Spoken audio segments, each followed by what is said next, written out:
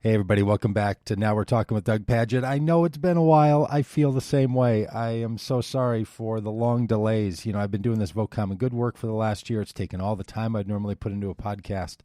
But hey, here's the good news. We're now starting a Vote Common Good podcast. You can find it in all the places where you get podcasts, or go to Vote Common Good under the Engage tab, and you'll find links to it right there. We're doing a lot of things with this podcast, and one of those is a segment that I'm going to play for you today. I won't be able to recast everything we're doing over at the Vote Common Good podcast here into this stream, so go subscribe to that podcast on its own, would you? Get that feed going in your life. But one of the elements that we're doing is a segment called Why This President's Got to Go. And today, Rob, in this installment, Rob Ryersey and I talk about that week's daily happenings. This was from a few days ago, just at the end of last week. And every once in a while, maybe every day, if we need to, we're going to put out a explanation of what's happening with the president that is part of the argument about why he's got to go and cannot be the president any longer. This is designed both as, frankly, a little bit of therapy for us, but also a way to help people who are concerned about talking to others about why this president's got to go. And we want to help give them some encouragement and some support and some information and some rationale for those deeper conversations. Because we know many of us just feel it. We know it to be true. It's in our bones. But when it comes time to articulate it, not all of us spend as much time in the ins and outs. So we hope that this podcast is not only encouraging and therapeutic, but we also hope that it's helpful for your daily conversations with people. So here it is, the first installment of Why This President's Got to Go from just last week. A lot has changed. A new installment of that. This is coming out in the next day or so. So, hey, everybody hang in there. We're going to bring faith, hope, and love for a change on Election Day. And here it is. All right. Hey, welcome, everybody, to the first installment of the Vote Common Good podcast, Why This President Has to Go edition.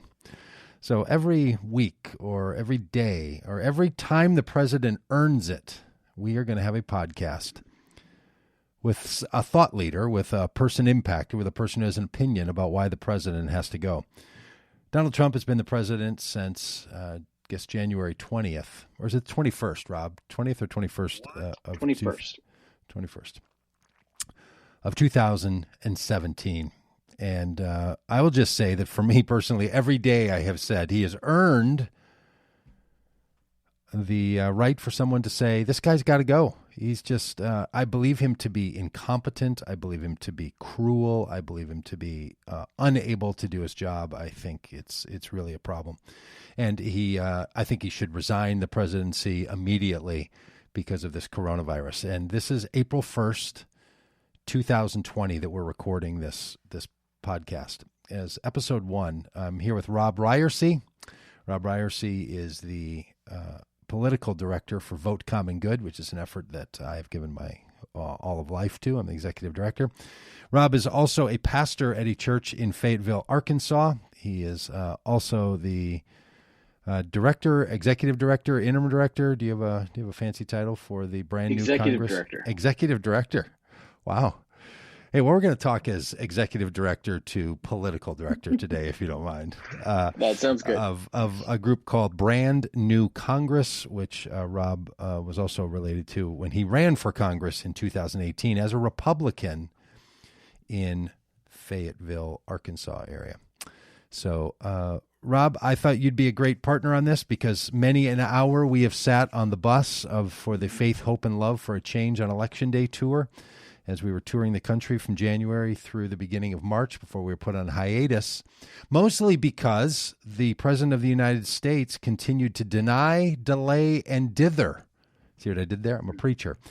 His denials, his delays, and then his dithering on what the federal government's response should be to this pandemic has hurt this country severely. It has caused and it's been an unmitigated disaster, and I think is probably a countless number of people's lives have been changed or lost because the federal government did not do the most basic things that our federal government should do in the case of a pandemic. So we've spent many an hour talking about the reasons that the president should no longer be the president of the United States. And it's looking more and more to me like it's going to take the people of this country on Election Day, November 3rd, and this is the first time I've ever said this out loud, if Election Day, November 3rd, actually takes place in the United States. Can we talk about that first? Yeah, let's do it. I mean, there's a lot of people that feel like, well, what if Donald Trump cancels the election? Well, Donald Trump can't cancel the election. Right. He can't. Right. He cannot. The election. So what is set in the Constitution is that there will be an election, and that on January 20 or the 21st, whatever it is, the new president will be inaugurated. Congress has set the date as being the first Tuesday in November. So that's a federal law. Congress is the only ones who can change that. Now, they can, but the president has no constitutional power to cancel the election. So Congress might change the date. They would have to change it to something that would allow for there to be an inauguration in January, because that's what the Constitution says. There is no other option. So you're saying, as someone who apparently studied this more than I have, you're saying that what the Constitution mandates is that a new president would be inaugurated on the 20th of January? That's what's been, not that an election needs to take place? No, an election has to happen prior to that. And so just any time prior to that. Yes. So Congress has set that the appropriate time would be, the couple of months before, being, the first Tuesday. Well said. Okay. So Congress could decide, we've lost Rob on the video stream just for a second because Rob is communicating via his iPad and will occasionally get phone calls that will ring through to his iPad. So if you're watching this on the video stream, that's what will occasionally happen. But hey, not bad for a couple of middle-aged and upper middle-aged guys taking care of quarantine issues. This isn't too bad. We're staying alive. So your point being, well, Donald Trump can't stop the election. My concern has never been that Donald Trump himself, or he would use the executive branch to stop the election, but that somehow Congress would see it in its wisdom because of the pandemic to have to do something about this election. And because my concern is, as maybe yours is that the virus could come back at a level of concern when the winter months come, because that's how many of these viruses, is that how you say the plural of virus? These viri, this is how they move and operate, is that they tend to come back in certain conditions. And in the United States, when winter starts to come, which in many places October can feel like winter, that people are going to start to panic. And then if the election does go forward, there's going to be all these claims that it was not a fair election and yada, yada, yada. I'm terrified about that. I have locked into a November 3rd outcome for this election. Yeah, I think what's more likely than anything else, and this is pure speculation at this point, but I think what's more likely than anything else is there being a vote by mail initiative that will be national. That what Congress will do will release funds to make it possible for states to conduct a nationwide vote by mail. Yeah, the states that want to. Yeah, and I think most states probably will. Well, I sure hope so. I mean, I think that would be, there's a lot of things that change in society and culture and all because a circumstance presents itself, not because there's incremental change. I mean, I do believe in acupunctural interventions, but I don't know that I think that most big changes in our life and our society have happened because someone's made little small adjustments as we go. And normally they're not even planned. The big events that have changed in your own life, if you sort of look back on it, or in our society, have happened because a set of circumstances has presented itself. And so it could be that we end up with, base minimum income, that we end up with a whole different healthcare system, not just one that is funded through Medicare, but a whole different delivery system has to come out of this pandemic, and perhaps even the way we do our elections and having them happen more by mail and less demand for an in-person show up.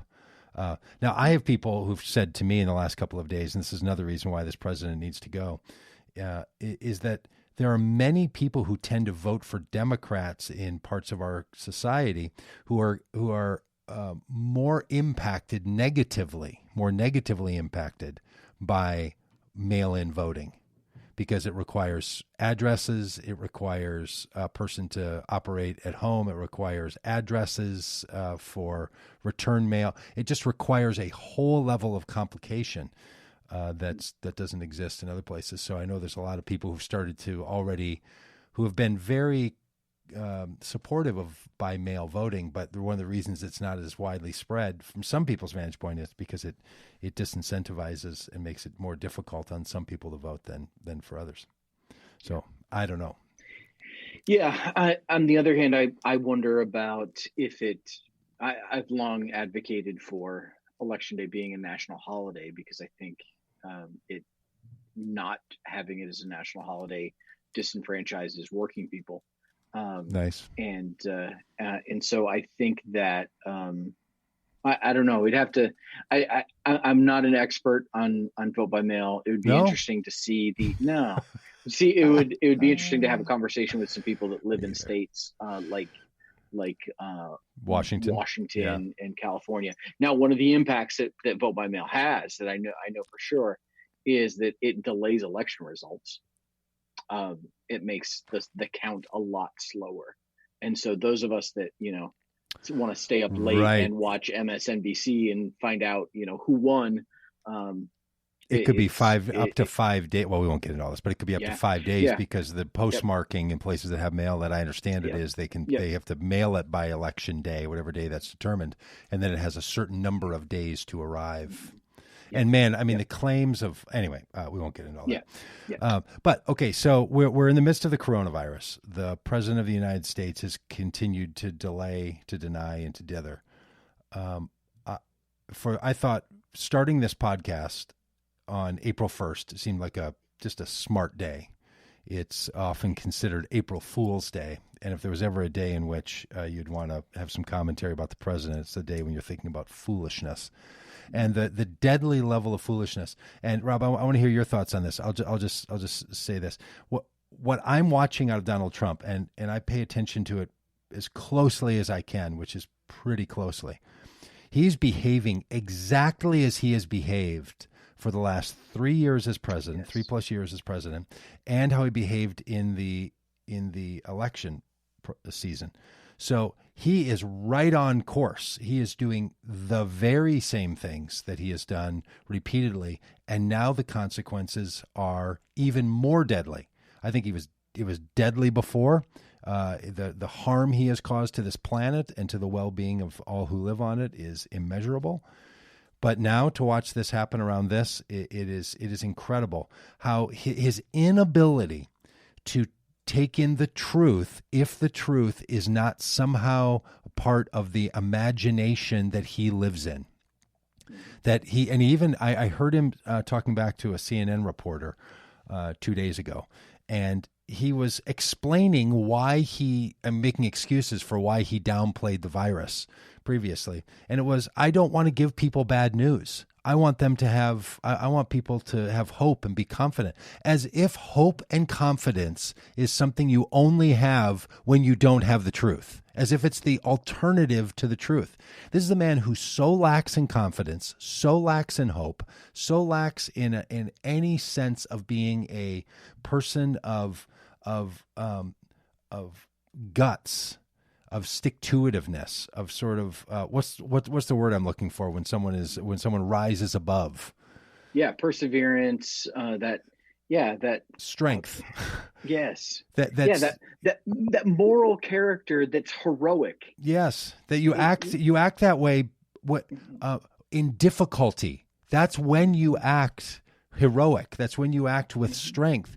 You don't act with strength and confidence and feel goodery when you're like, well, I don't really know what's going on, and good thing you're keeping the truth from me.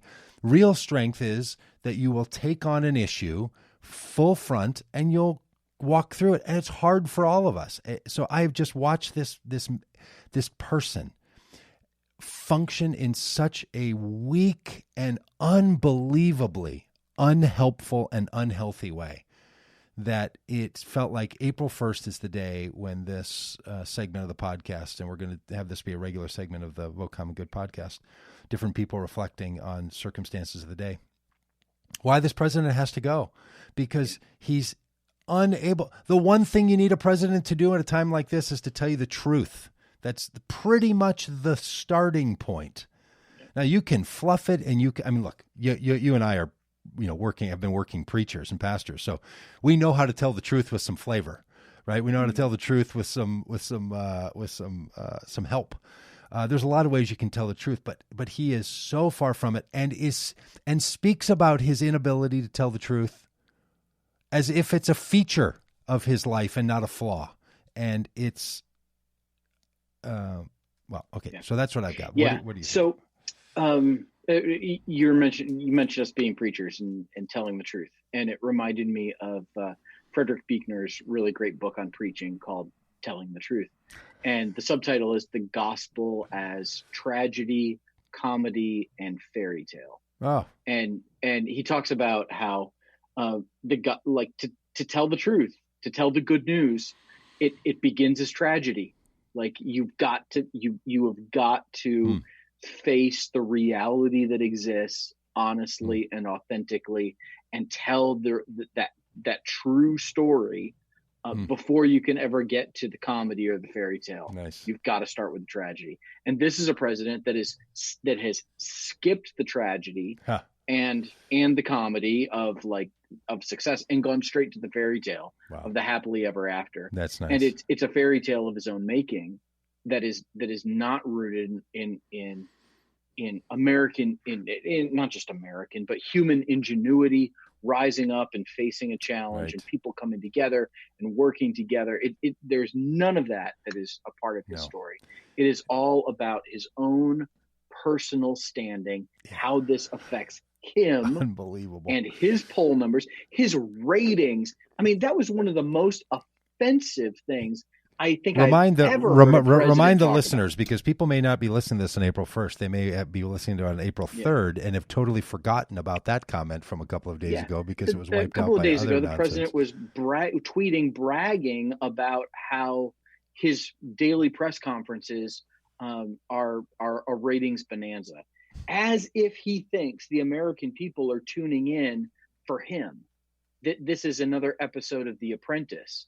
No, the American people are tuning in because they're terrified of what's happening. They want actual news from the people that should be trusted. It has nothing, and it is offensive that he would brag about ratings that as if he's the star of the show in the midst of this tragedy. He's utterly incompetent and unqualified to be president of the United States. This president has got to go. This president has got to go. I think we're coming up with something there. I think it's going to become a buzzword. That's what's going to happen. People are going to be saying, "This president's got to go." Look, I think that's a really great pickup on this president, and that kind of impulse. That's the thing he thinks about and feels good about, and needs to look.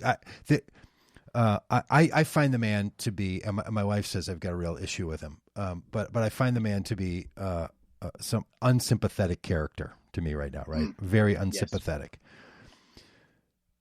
But when it breaks through with a bit of empathy, a bit of sympathy for the guy, I just think, what a tragically sad and incapable man. And watching him have to stand up there and live in two realities, sometimes day after day. And I don't know what he's going to be saying today. I'm sure he's going to be running the briefing in another half an hour or hour, if it's not happening right now from the time we're recording this, that he's going to pull back on all those deaths. He's not going to be able to tolerate. He will not be able to tolerate saying that 200,000 people are going to die in the midst of the Trump pandemic. And the Trump pandemic is going to be the thing that he is known for and that he caused and that his legacy is going to be tarnished by. And He is not going to be able to stand it, and he will happy talk his way into a fanciful world that is gone. And that is incredibly dangerous, because we have chosen over 217 years or whatever it has been to infuse a significant amount of leadership into the executive of the executive branch, the President of the United States. In our governmental system, that role that he is now occupying has an incredible amount of influence and power that is only his. It's not like it can be shared with someone else. This is not like a baseball team where if your third baseman isn't hitting well, you hope that your right fielder will. There is no one else who can do the things that his role does, and there's no competency inside of this administration to offload those from his to-do list to someone else. So there are so many things not happening. Did you happen to hear the audio recording of his conversation with the governors, which would now have been 2 days ago? So I heard the recording yesterday, and it was from the day before. Did you happen to hear this recording? I haven't heard it, but I fear that what you're about to say is not going to surprise me. It's the one where Governor Bullock, who's the governor of the great state of Montana, was on a call with Trump, and it was the governor's call in the morning, and Anthony Fauci asked the governors, "Do you have all the test kits that you currently need?" And Governor Bullock responded and said, "We do not," and then went into about a 1.5-minute long description of why they don't have them in the places where they need them to do the contact tracing, which for people who are familiar with that, they know that means that a person is tested, and then if you test positive, then they have people who trace your contacts. They go back through your life of the last 2 weeks or so. Whom else did you contact? And then they contact those people to have them tested to see if you've spread the disease. This is a crucially important part of testing. So Governor Bullock said, "No, we do not have those." And before Fauci can respond, Donald Trump interrupts and says, "Well, Dr. Fauci, you can respond to that if you want, but I just want to say, this is the first I've been hearing that we're short on tests. We have," and then he said, "We're testing more people than any other country in the world," as if the competition is how many other tests have been done by other countries. And he said, we're rolling out these new tests. This is the first I've heard. I haven't heard any of this before. Basically saying that's not true, Governor Bullock, that you don't have enough tests. I haven't heard this. Now, the two parts of this that are so stunning are, number one, he was just saying days ago there were not enough tests. Of course there aren't. But then he heard the tests are being made and they're getting out, and someone told him we've tested more than anyone else. So he gets it in his head, I'm succeeding because I'm doing more tests we're doing more tests in the country that I'm the president of than South Korea did of their tests, even though the number of people in South Korea is 51 million and we have 307 million, roughly speaking. And the second problem is he's then saying to a governor who's telling him this is what's happening on the ground right now, that's not true, I don't want to hear it. And this is the denial. This is the same denial as all the denials they did during the campaign. This is why when people say, well, don't bring up stuff that didn't happen. Don't bring up the past. We have to focus on right now. The problem is what's happening right now is the same thing that has been happening. Yeah. Yeah. When people say, pardon my yelling. Yeah, no, I'm with you. When people say, when someone tells you who they are, believe them. Yeah. And Donald Trump has told us who he is. And he is acting absolutely consistently as he has from before the campaign, when he was a failed businessman and a reality TV star. This is who he's always been. And now you're just being not nice there. Yeah. Here's I think one of the other things Donald Trump does. And this is, I think, why I agree with you that it's difficult for me right now to find sympathy for him. I think he has a tendency to project onto other people what he actually is doing. And so the politicalization, politicalization of the quarantine and the pandemic and all of it. Yep. And accusing the Democrats of playing politics with it. That's in fact what he's done. The so many different things. The assigning of ill motives to other people. Right. That is in fact what he's done. The his questioning the media and calling everything fake news and assuming that everyone is lying about it. What a liar does. That's what he does. Yes. And so he's projecting onto everybody else the responses that he has. And that's what's so, like, it's such in stark contrast to what we've seen at other times of crisis in our country, where we have had presidential leadership that has risen above partisanship, that has risen above the normal kind of grinding of governmental gears. And in a moment like this, people want to give it to him. Yes. Yeah. And I think, I was having a conversation with our family last night about approval ratings. And I think, his approval ratings are actually higher than we expect right now. Going up. And I think that's because the American people at a time like this want to give him the benefit of the doubt. It's a default. They want a president to lead well. Yep. And they are assuming that he's going to do what Barack Obama did, or what George W. Bush did, or what Ronald Reagan did, or Bill Clinton. And you think about times in our nation's history when a president has been able to be the comforter in chief, the one who's been able to speak inspiring words, comforting words. Like, there has been no, like, we have nothing to fear but fear itself kind of moment. None of it. And to that point, Rob, another reason he's got to go. I have watched a number of the briefings, and on no day did he ever say anything sorrow-filled about those who have died. Think about this for a minute. What he has said is the number's a big number, and it all gets back to this weird little number thing, and we've never seen anything like it, and all of this, as if it's all reflecting on him being in an amazing moment. Yes. There's metrics. There's metrics that he's all about numbers, and there's the humanity is completely lost. The question that was asked to him, Mr. President, what would you say to Americans that are scared right now? Right. And his response? This is a softball question. Yes. That I've been involved in politics. You dream of questions like this that are going to allow you to speak with empathy and authority and show compassion and humanity and connect with people. It's the dream question. And his response is, I would tell the American people that you're a terrible reporter. Why would you ask that? Right. That was his response. I would tell them you're a terrible reporter. And why would you bring that up? And why do you say people are scared? Don't tell people they're scared, because that's going to make them scared. Like, he lives in some world.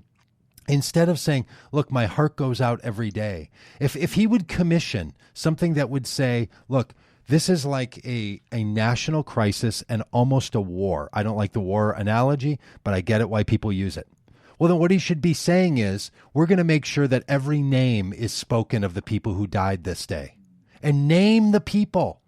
Instead, what does he do? He names the people who are on the phone calls with him.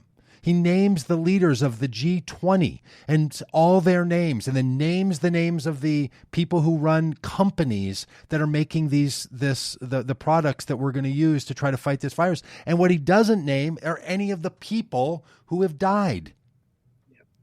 This is a level of incompetent malpractice. This is what he is just not up to the task. Not at all. And look, I mean, this is literally day one, and all I'm thinking of this podcast, of this feature, why the president's got to go, and all I'm thinking of is what I've heard in the last 72 hours. I haven't even gone back in my memory a week. I haven't even gone back 3 weeks. Most of this is, as farm fresh as you can get. Yeah. And you can just go time after time. And look, I hope there's some people who still support the president. Or I'm sorry, I should say it more like this. I hope there's people who support the president who are listening to this, whether on podcast or on the live stream on Facebook right now. And if you are, I would love to hear your input on why you think Rob and I have this wrong. Because if there's something I'm missing, if there's something he's done that we need to give credit for. Now, I will say this.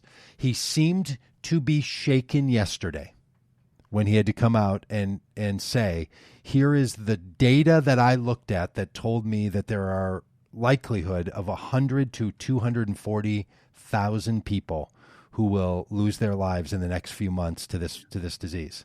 That shook him. But within moments of that, he was riffing on his impeachment. He was talking about all the great work that they've done, how he should get an A+ for this. Like, he could hold that momentarily. And it's almost like you're watching someone who's psychologically unable to live with the truth, having to then separate himself from the truth so that he could get back to the place that is somehow tolerable to him. And if we are dealing with a president who is so emotionally and so mentally restricted that he can't fully accomplish the job, we need to be talking again in this country about the 25th Amendment. Absolutely. And look, Absolutely. I think the only upside of this is that the president of the United States will come to this conclusion. And I'm going to say this on every one of these podcasts until it happens, or it's no longer an option for it happening. I think he needs to say at some point, because of the call of this country for me to be in charge of the pandemic response, I can only give all of my effort to that, could not legitimately campaign for re-election, so I will not seek the re-election of my party and of this country. That he will take it upon himself, recognizing that he is so incompetent for this job, and this is his way to bank out. This is his chance to get out. And I've had 3 or 4 different scenarios, many of which I've run by you, Rob, about how I think the president could take the high road and say, I'm not running for re-election. Yeah. But this is the final offer that I think he could actually take and say that he's not going to run for re-election. Oh, I mean, I wish that would be the case. But here's the problem. Those scenarios require him to admit in some way that he is incompetent or he has done a bad job or it's too much for him. And I don't think he has it in him to admit that. This is a person who has said, that he has never apologized, that he has never asked forgiveness, including those, keep that in mind, those of you, church-going Christians out there who think that, seeking God's forgiveness is a requirement of salvation. Donald Trump has said that he has never sought forgiveness. And so, he is incapable of admitting that he has done something wrong. Like he's it's true. It's true. To back up your point, when that same reporter who asked him the softball question asked him yesterday, did you think people have anything should they hold anything against you by the fact that you my phrase, happy talk this thing for 2.5 months? Yeah. And Trump, and he quoted him back to him. He said, saying that this is just going to go away. And Trump's like, well, it is going to go away. I was right about that. All those quotes were right. All those things that I said, it is going to go away. We are going to end up with a vaccine. All those things were true. Like, he can't even own, when someone literally says, this is the words you said, he just says, well, they're still true. I mean, it is, it's so this dangerous. This president has got to go. He's got to go because again, it's dawning on me. Like, I don't know what the number is today. It was 3,480 the last I heard. People have died from this disease. Now, look, I know that people die every day. I looked up the number of people who die every day. Lots of people die in this country every day. But when people are dying of the same action, the same event, it clusters in a way that has not been put into our normal psyche. This is why a mass shooting strikes us differently than the number of individual deaths that happen in a day. And so this has risen to that level, and we have to be conscientious of this. Speaking of deaths per day, did you see the report today that the coronavirus is now the number 3 killer of Americans every single day? No. It's heart disease, cancer, coronavirus. 738 deaths per day is what the projection is. And it's moved into the number 3 killer of Americans on a daily basis. If we start facing 30,000 deaths a month, it's unthinkable. The numbers are stunning. Like in all honesty, and to just to belabor my dream point here, I think it's very possible that a president of the United States, if the numbers start reaching that level, has to say, I cannot go out and have a conversation about this, that, and the other thing while I'm also having to be at the White House and doing this job. Like, he is in a situation, he's facing a situation where the response to this disease could push so far that either he has to leave the briefing room and go campaign, or he doesn't campaign in any way that works for him. Like, there's not a lot of options about how this can go, because anything feeling normal or him running a big rally in the next 4 or 5 months just feels like it's going to be totally off key. Right. When these numbers they're talking about, even if they correct the curve by June and we sort of get back to life, you're going to still have tens of thousands of people dying of this disease. And it's going to be the Trump pandemic. It's the Trump virus. Like, it's going to be wrapped with him, and I think it needs to be. Here's one of my biggest fears. I'm afraid he doesn't have the attention span to deal with this, that he is a person who bounces from idea to idea, that bounces from thing to thing. And you think back over the last 3 years, has there been a consistent policy agenda?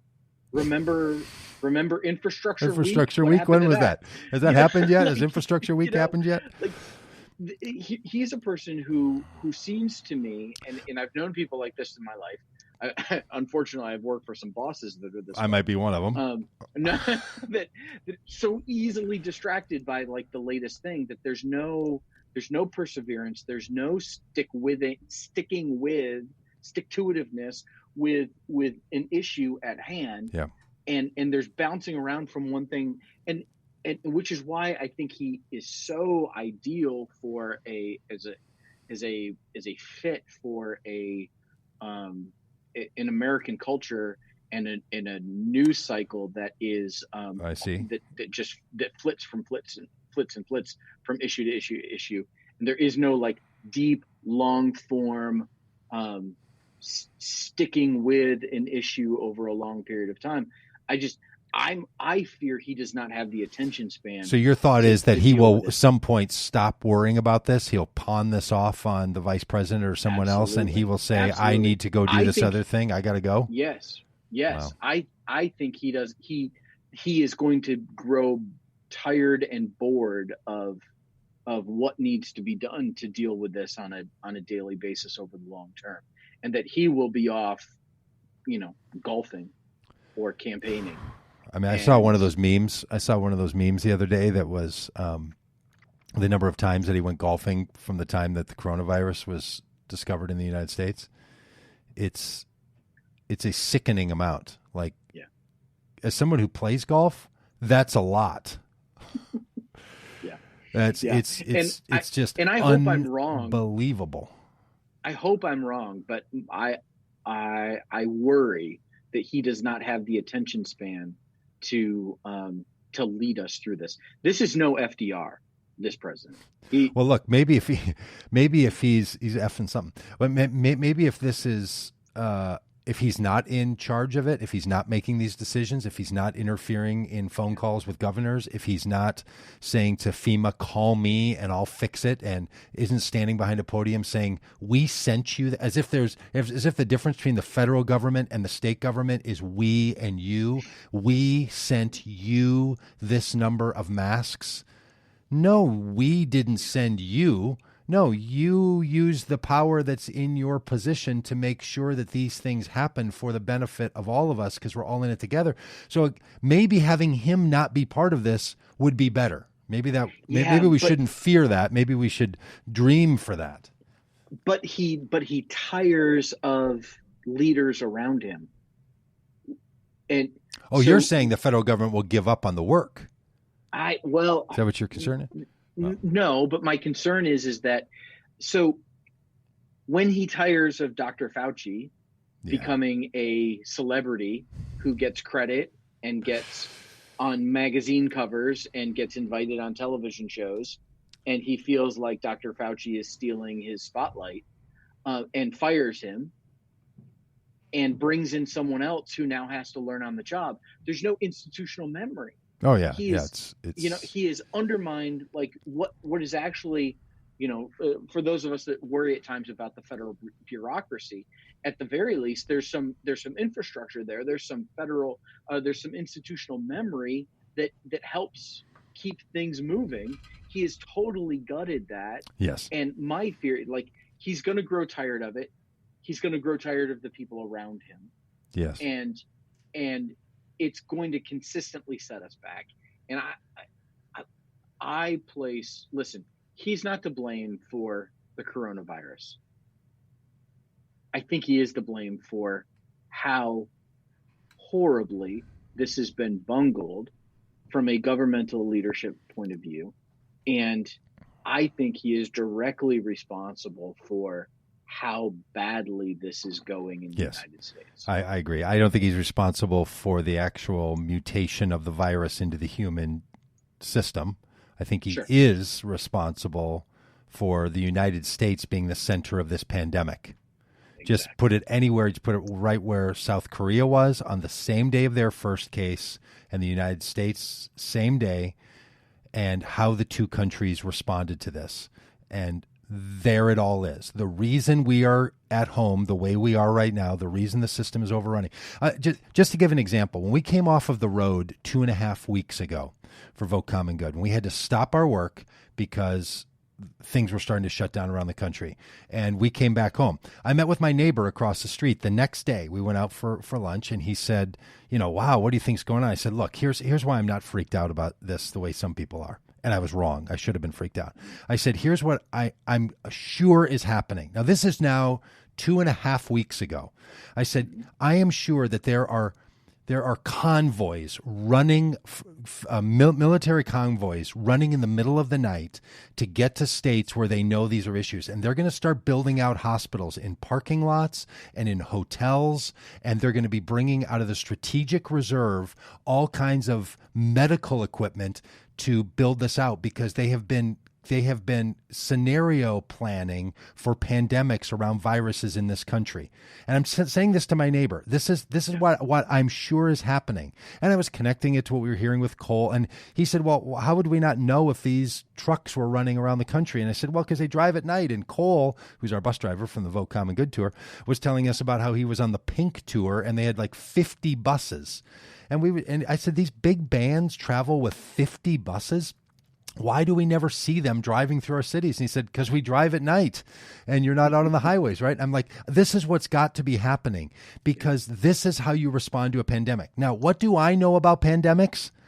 Almost nothing. Everything I know comes from the popular culture.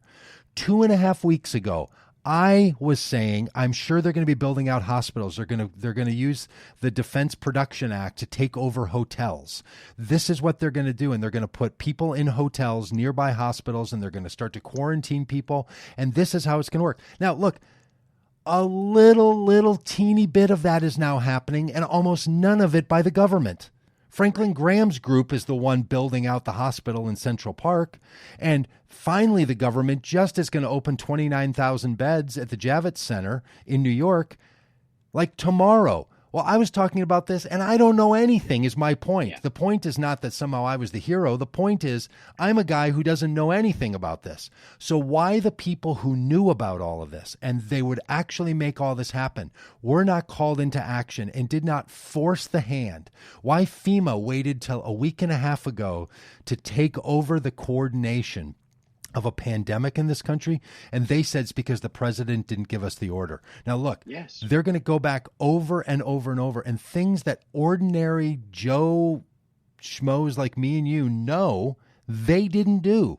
That's why this is so and that is happening today. It's not just, well, don't stop complaining about what didn't happen 2 weeks ago and bring a little bit of good news about what's happening today, or a little bit of empathy for the struggling now. The reason is because it's not then and now, it's the same thing. Well, thanks for letting me rant, because when I have to live in my house with my wife and adult daughter and her little baby, I don't get to raise my voice like this. They say, hey, old man, we don't want to hear it anymore. Stop your ranting. Yeah, and what this president has done, he has not given those necessary orders. He is instead obsessed about things like whose signature is going to be on the stimulus checks that get sent out. Did he really? Tell me about that. I didn't hear this one.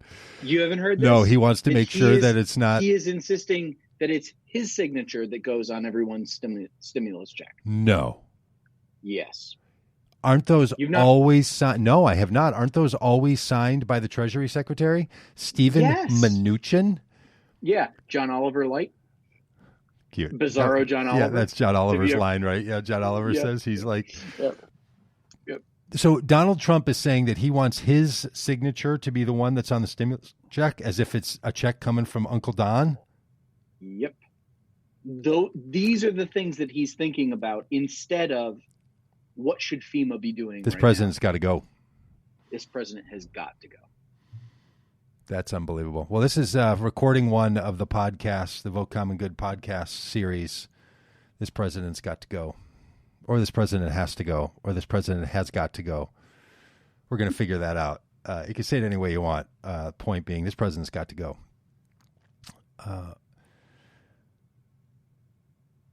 I hope people listen to it. I hope they can tolerate it. If you are a listener to this podcast and you have a friend that you think should be a conversation partner on This President's Got to Go installments, we'd love for you to offer that person up. Or if it's you. Hey, we're also doing a fundraiser around Vote Common Good. It's called Butts and Bums. And it's because so many of us are sitting around on our butts and our bums. Do you know about this fundraiser yet, Rob? Have you been letting on this? Yeah, you told me. It's called Butts and Bums. It still makes me laugh. Yeah, it still makes me giggle. The reason it's called Butts and Bums is because for a $50 contribution to Vote Common Good, we give you a button, the Vote Common Good smiley button, and a bumper sticker, Faith, Hope, and Love, or Wake Up, Speak Up, Stand Up, or many of the other ones, and say Vote Common Good. So you get a button and a bumper sticker, a butt and bums. And also, but here's the idea. People are sitting around in their butts and bums. So people that contribute, and really everybody else will get this too, but everybody who contributes makes this possible. We're going to put out little get up, move around, little exercise videos brought to you by Vote Common Good for people that are all staying at home. So there'll be times during the day when we'll say, okay, it's time to stand, it's time to squat, it's time to stretch, it's time to support. So $50 contribution, go to votecommongood.com, make that contribution there, or Venmo if you like that kind of thing. Look up Vote Common Good on Venmo and Venmo us the money. We would take it that way. And $50 contributions and up. And I want to stress the and up because we can't get by with people only giving us $50. But maybe that's, maybe you're going to give $55. So consider a contribution and we'll send you a button and a bumper sticker. And you can do whatever you want with that bumper sticker and whatever you want with that button. But they're real fun. And so we want to say thank you. We want you to be part of all of this. And this is first going out to podcast listeners of this podcast and live stream. So those of you watching on live stream, what's happening is Rob and I are recording this podcast here, and we like to live stream these out at the same time. So, and tomorrow we're doing a training with congressional candidates. So I want you to know about that. We'll be sharing that more broadly after the training happens. Do you want to give a word about the training of candidates? Yeah, I'm excited about that. There's 435 seats in the House of Representatives and 100 Senate seats. So there's about a little less than 500 seats that are up for election this time around, and about a quarter of those have already had their primaries. And of those primary races, there are 35 or so declared primary winners. There's a few runoffs still that have to happen in Texas, but about 35 Democrats won their primaries, who are now facing Republican incumbents in the House of Representatives. So these are primary winners in races that have already taken place in California, Texas, Illinois, North Carolina, and Arkansas, and I feel like there's one other state, but maybe Alabama. Alabama is it. And so those races are already done. So these are people that will be on the ballot in November against a Republican incumbent congressperson. And we are doing a training for them about how connecting with faith voters can help flip their district from red to blue. And it's a very special training for these 35 folks. And we've got almost half of them now have confirmed to be on the training. It's terrific. And Rob's part of that, Brian McLaren, Katie Paris, Amy Sullivan. I mean, it's a star-studded training group. And so when you give money and get a button and a bumper sticker, it not only goes to pay for the button and the bumper sticker, but it also makes things like this all possible. So we do need your support, want your support, and those of you who've already donated to us, thank you. We really do appreciate it so deeply.